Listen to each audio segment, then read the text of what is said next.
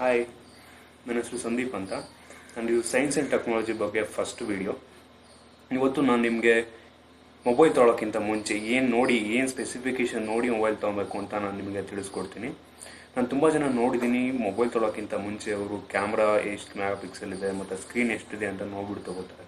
But ಒಳಗಡೆ ಏನಿದೆ ಅಂತ ಯಾರೂ ನೋಡೋದಕ್ಕೆ ಹೋಗಲ್ಲ. ನೀವು ಯಾವುದೇ ಮೊಬೈಲ್ ತೊಗೊಳೋಕ್ಕಿಂತ ಮುಂಚೆ ಆ ಮೊಬೈಲು 3G ಸಪೋರ್ಟ್ ಆಗುತ್ತಾ ಇಲ್ಲ 4G ಸಪೋರ್ಟ್ ಆಗುತ್ತಾ, 4G ಮೀನ್ಸ್ LTE, ಇಲ್ಲ 2G ಸಪೋರ್ಟ್ ಆಗುತ್ತಾ. ನೀವು 3G ಮತ್ತು 4G ತೊಗೊಂಡ್ರೆ ತುಂಬ ಒಳ್ಳೆಯದು. ಲೇಟೆಸ್ಟ್ ಇರೋದೇ 3G ಮತ್ತು 4G. ಮತ್ತು ಸ್ಕ್ರೀನ್ ಸೈಜ್, ನಾವು ಸ್ಕ್ರೀನ್ ಎಷ್ಟು ದೊಡ್ಡದಿದೆ ಅನ್ನೋದು ಇಂಪಾರ್ಟೆಂಟ್ ಅಲ್ಲ, ಅದು ಎಷ್ಟು ರೆಸಲ್ಯೂಷನ್ ಇದೆ, ಎಷ್ಟು ಪಿಕ್ಸೆಲ್ ಪರ್ ಇಂಚ್ ಇದೆ, ಪಿಕ್ಸೆಲ್ ಪರ್ ಇಂಚು ಎಷ್ಟು ಜಾಸ್ತಿ ಇರುತ್ತೋ ಅಷ್ಟು ಒಳ್ಳೆಯದು. PPI ಅಂತಾರೆ ಅದಕ್ಕೆ. ಮತ್ತು ಆ ಸ್ಕ್ರೀನು ಯಾವ ಗ್ಲಾಸಿಂದ ಆಗಿದೆ ಅನ್ನೋದು ನೋಡೋದು ತುಂಬ ಇಂಪಾರ್ಟೆಂಟು. ಈಗ ತುಂಬ ಒಳ್ಳೆ ಗ್ಲಾಸ್ ಇರೋದು ಗೊರಿಲ್ಲಾ ಗ್ಲಾಸ್ ಅಂತ ಬರುತ್ತೆ, ಮತ್ತು ಡ್ರ್ಯಾಗನ್ ಟೇಲ್ ಅಂತ ಬರುತ್ತೆ. ಆ ಥರ ಗ್ಲಾಸ್ ಇದ್ದರೆ ತುಂಬ ಒಳ್ಳೆಯದು. ನಿಮ್ಮ ಸ್ಕ್ರೀನ್ ಕೂಡ ಸ್ಕ್ರ್ಯಾಚ್ ಆಗಲ್ಲ ಏನೇ ಅದು. ಮತ್ತು ಇಂಟರ್ನಲ್ ಮೆಮೊರಿ ಎಷ್ಟು ಜಾಸ್ತಿ ಇರುತ್ತೋ ಅಷ್ಟು ಒಳ್ಳೆಯದು. ಈಗ 64 128 GB ತನಕನೂ ಇಂಟರ್ನಲ್ ಮೆಮೊರಿ ಇರೋ ಅಂಥದ್ದು ಬಂದಿದೆ. ನಾವು ಎಷ್ಟು ಜಾಸ್ತಿ ತೊಗೋತೀವೋ ಅಷ್ಟು ಒಳ್ಳೆಯದು. ಮತ್ತು ರ್ಯಾಮ್ ಕೂಡ ಅಷ್ಟೇ, ಮಿನಿಮಮ್ ಅಟ್ಲೀಸ್ಟ್ ನಮಗೆ 1 GB, ಈಗ ಚೂರು ಲ್ಯಾಗ್ ಆಗಬಾರ್ದು ಅಂದರೆ 1 GB ಬೇಕೇ ಬೇಕಾಗುತ್ತೆ. 2 GB 3 GB 4 GB ಇರೋ ರ್ಯಾಮ್ ಇರೋ ಮೊಬೈಲ್ಗಳು ಬಂದಿದೆ, ಅದಿದ್ರೆ ಇನ್ನೂ ತುಂಬ ಒಳ್ಳೆಯದು. ಮತ್ತು ಪ್ರೊಸೆಸರಲ್ಲಿ ನೀವು ನೋಡ್ಬೋದು, ನೀವು ಮೊಬೈಲ್ ತೊಗೊಂಡ್ರೆ ಅವ್ರು ಕೇಳಬೇಕಾಗುತ್ತೆ ನೀವು ಅವರನ್ನು. ಈಗ ಮೊಬೈಲಲ್ಲಿ ಡ್ಯುಯಲ್ ಕೋರ್ ಅಂತ ಬಂದಿದೆ, ಕ್ವಾಡ್ ಕೋರ್ ಅಂತ ಇದೆ, ಮತ್ತು ಆಕ್ಟಾ ಕೋರ್ ಅಂತ ಇದೆ. ಡ್ಯುಯಲ್ ಕೋರಲ್ಲಿ 2 ಕೋರ್ ಇರುತ್ತೆ, ಕ್ವಾಡ್ ಕೋರಲ್ಲಿ 4 ಕೋರ್ಸ್ ಇರುತ್ತೆ, ಆಕ್ಟಾ ಕೋರಲ್ಲಿ 8 ಕೋರ್ಸ್ ಇರುತ್ತೆ. ಮ್ಯಾಕ್ಸಿಮಮ್ ಎಷ್ಟು ಕೋರ್ ಇರೋ ಮೊಬೈಲ್ ತೊಗೊಂಡ್ರೆ ಅಷ್ಟು ಒಳ್ಳೆಯದು. ಮತ್ತು ಅದರಲ್ಲಿ ಒಂದು ನಂಬರ್ ಇರುತ್ತೆ, 1.2 GHz, 1.5 GHz, 2 GHz ಅಂತ. ಅದು ಕ್ಲಾಕ್ ಸ್ಪೀಡು. ಅದು ಕೂಡ ಎಷ್ಟು ಜಾಸ್ತಿ ಇರುತ್ತೋ ಅಷ್ಟು ತೊಗೊಂಡ್ರೆ ಒಳ್ಳೆಯದು. ಮತ್ತು ಫೈನಲಿ ಕ್ಯಾಮ್ರಾ. ನೀವು ಕ್ಯಾಮ್ರಾನ ಎಷ್ಟು ಮೆಗಾ ಪಿಕ್ಸೆಲ್ ಇದೆ ಅನ್ನೋದು ನೋಡೋದು ಇಂಪಾರ್ಟೆಂಟ್ ಅಲ್ಲ, ಎಷ್ಟು ಅದರಲ್ಲಿ ಯಾವ ಸೆನ್ಸಾರ್ ಯೂಸ್ ಮಾಡಿದ್ದಾರೆ, ಕ್ಯಾಮ್ರಾದಲ್ಲಿ ಯಾವುದು ಸೆನ್ಸಾರ್ ಯೂಸ್ ಮಾಡಿದ್ದಾರೆ ಅನ್ನೋದು ಇಂಪಾರ್ಟೆಂಟು.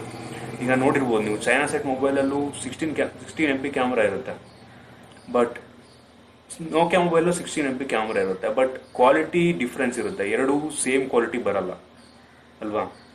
ಅದೇ ರೀತಿ ಈಗ 16 MP ಮೆಗಾ ಪಿಕ್ಸೆಲ್ ಅನ್ನೋದು ಜಸ್ಟ್ ಅದು ಫೋಟೋದು ರೆಸಲ್ಯೂಷನ್. ಫೋಟೋ ನಮ್ಗೆ ಏನು ಬರುತ್ತೆ ಅದ್ರ ರೆಸಲ್ಯೂಷನ್ ಅಷ್ಟೇ. ಅದು ಕ್ಯಾಮ್ರಾ ಕ್ವಾಲಿಟಿ ಡಿಪೆಂಡ್ ಆಗಲ್ಲ ಮೆಗಾ ಪಿಕ್ಸೆಲಿಂದ. ಮತ್ತು ಫ್ರಂಟ್ ಕ್ಯಾಮ್ರಾ ಇದೆಯಾ ಕ್ಯಾಮ್ರಾದಲ್ಲಿ ನೋಡೋದು, ಅದು ಕೂಡ ಇಂಪಾರ್ಟೆಂಟು. ಮತ್ತು ವೈಫೈ ಸಪೋರ್ಟ್ ಆಗುತ್ತಾ, ವೈಫೈ ಬ್ಯಾಂಡ್ಗಳೇನಿದೆ, ಮತ್ತು GPS ಇವೆಲ್ಲ ನೋಡಬೇಕಾಗುತ್ತೆ. ನೆಕ್ಸ್ಟ್ ಫೈನಲಿ ಬ್ಯಾಟರಿ ನೀವು ಬ್ಯಾಟ್ರಿ ಯಾರು ನೋಡೋದಕ್ಕೆ ಹೋಗಲ್ಲ ಮೊಬೈಲ್ ತೊಗೋಬೇಕಾದ್ರೆ. ಬ್ಯಾಟ್ರಿ ನೋಡೋದು ತುಂಬ ಇಂಪಾರ್ಟೆಂಟು. ಈಗ ಸ್ಮಾರ್ಟ್ಫೋನ್, ಈಗ ಆ್ಯಂಡ್ರಾಯ್ಡ್ ಮೊಬೈಲ್ ಇರೋರೆಲ್ಲ ನಿಮ್ಗೆ ಅನಿಸ್ತಿರ್ಬೋದು, ಜಸ್ಟ್ 1 ಡೇಗೆ 2 ಸಲ ಚಾರ್ಜ್ ಹಾಕಬೇಕಾಗುತ್ತೆ ನೀವು. ಅದಕ್ಕೆ ನೀವು ಮೊಬೈಲ್ ತೊಗೊಳೋಕ್ಕಿಂತ ಮುಂಚೆ ಬ್ಯಾಟ್ರಿ ನೋಡೋದು ತುಂಬ ಇಂಪಾರ್ಟೆಂಟು. ಆ ಬ್ಯಾಟ್ರಿಯಲ್ಲಿ ಎಷ್ಟು ಮಿಲಿಯಮ್ಸ್ ಸ್ಟೋರೇಜ್ ಪವರ್ ಇದೆ. ಈಗ ಅಟ್ಲೀಸ್ಟ್ ನಮಗೆ ಒಂದು ಫೈನ್ ಸ್ಕ್ರೀನ್ ಇರೋ ಮೊಬೈಲ್ಗೆ ನಮಗೆ 2000 mAh ಬ್ಯಾಟ್ರಿನಾದರೂ ಬೇಕು. 3000 4000 ಇದ್ರೆ ಇನ್ನೂ ತುಂಬ ಒಳ್ಳೆಯದು. ಎಷ್ಟು ಜಾಸ್ತಿ ಮಿಲಿಯಮ್ಸ್ ಬ್ಯಾಟ್ರಿ ಸ್ಟೋರೇಜ್ ಕೆಪಾಸಿಟಿ ಇರುತ್ತೋ ಅದನ್ನು ತೊಗೊಂಡ್ರೆ ತುಂಬ ಒಳ್ಳೆಯದು. ಓಕೆ, ಮತ್ತೆ ಹೇಳ್ತೀನಿ ನಾನು ಏನು ಅಂತ. ಫಸ್ಟ್ ತೊಗೋಬೇಕಾಗಿರೋದು ಯಾವ 3G ಸಪೋರ್ಟ್ ಆಗುತ್ತಾ 4G ಸಪೋರ್ಟ್ ಆಗುತ್ತಾ ಅನ್ನೋದು, ಮತ್ತು screen size and pixel per inch ಎಷ್ಟಿದೆ ಅಂತ. ಆಮೇಲೆ internal memory and RAM and processor, ಮತ್ತು ಫ್ರಂಟ್ ಕ್ಯಾಮ್ರಾ ಮತ್ತು ಬ್ಯಾಕು ಎಷ್ಟು ಮೆಗಾ ಪಿಕ್ಸೆಲ್ ಇದೆ, ಮತ್ತು ಯಾವ ಸೆನ್ಸರ್ ಯೂಸ್ ಮಾಡಿದ್ದಾರೆ.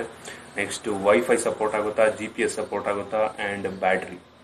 ಇದಿಷ್ಟು ನೋಡೋದು ಮೊಬೈಲ್ ತೊಗೊಳೋಕ್ಕಿಂತ ಮುಂಚೆ ತುಂಬ ಇಂಪಾರ್ಟೆಂಟ್. ನಿಮ್ಗೇನಾದರೂ ನಾನು ಹೇಳಿರೋದ್ರಲ್ಲಿ ಡೌಟ್ ಇದ್ದರೆ ಕೆಳಗಡೆ ಕಾಮೆಂಟ್ ಮಾಡ್ಬೋದು, ನಾನು ಅದಕ್ಕೆ ಆನ್ಸರ್ ಮಾಡ್ತೀನಿ. ನಾನಿನ್ನೂ ಬೇರೆ ವೀಡಿಯೋಗಳನ್ನ ಮಾಡಬೇಕು ಅಂತ ಅಂದ್ಕೊಂಡಿದ್ದೀನಿ. ನಿಮಗೆ ವಿಡಿಯೋ ಇಷ್ಟ ಆಗಿದ್ರೆ ಕೆಳಗಡೆ ಥಮ್ಸ್ ಅಪ್ ಬಟನ್ ಇದೆಯಲ್ಲ, ಲೈಕ್ ಬಟನ್, ಅದನ್ನು ಕ್ಲಿಕ್ ಮಾಡಿ. ಮತ್ತು ನನ್ನ ಬೇರೆ ವೀಡಿಯೋಗಳಿಗೆ ನನ್ನ ಯೂಟ್ಯೂಬ್ ಚಾನಲ್ಗೆ ಸಬ್ಸ್ಕ್ರೈಬ್ ಆಗಿ. ಈ ಸಿಂಬಲ್ ಇದೆಯಲ್ಲ, ಇದು ಸಬ್ಸ್ಕ್ರೈಬ್ ರೆಡ್ ಸಿಂಬಲ್, ಇದನ್ನು ಕ್ಲಿಕ್ ಮಾಡಿ ಸಬ್ಸ್ಕ್ರೈಬ್ ಆಗುತ್ತೆ. ಆ್ಯಂಡ್ ನಿಮ್ಮ ಫ್ರೆಂಡ್ಸ್ಗಳ ಜೊತೆ ಈ ವಿಡಿಯೋನ ಶೇರ್ ಮಾಡಿ. Thank you.